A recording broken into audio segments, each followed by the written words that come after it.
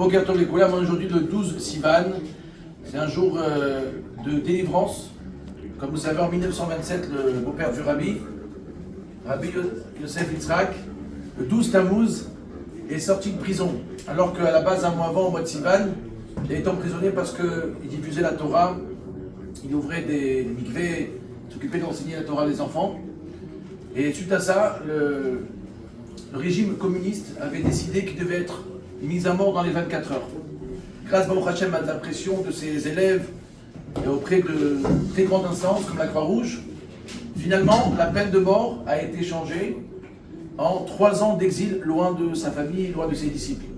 À la fin du compte, Baruch Hashem, lorsqu'il est parti la première semaine pointée en disant « Je suis là », on lui a dit « Écoutez, tout a été annulé. » Tombé le 12 Tammuz. Étant donné que c'était un jour férié, donc on ne pouvait pas lui délivrer son certificat de liberté. Et donc le lendemain, le 13 Tammuz, Baruch Hashem a été libéré. Imaginez-vous donc de la mort jusqu'à la liberté totale.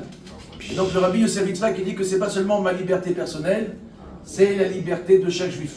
Parce que lorsque un prince de la génération il est libéré, Baruch Hashem, ben, c'est la libération de tout le monde. Pourquoi? Parce que le tzaddik il peut transmettre la Torah à chacun. Et encore plus avant l'emprisonnement. L'emprisonnement a fait en sorte qu'il avait, si vous voulez, cette volonté, cette envie folle de vouloir diffuser encore plus. Donc le Rabbi a demandé que le 12 et 13 Tammuz sont des jours de Fabringen, de réunion chassidique, de jours également on doit prendre sur nous des bonnes résolutions, d'influencer son prochain, Baruch Hashem, et que Bezrat Hashem, c'est de nos efforts communs et personnels, vont faire en sorte que Bezrat Hashem, on va très prochainement la Gula B'Tin Vashlema avec ma chère Zidou, Amen.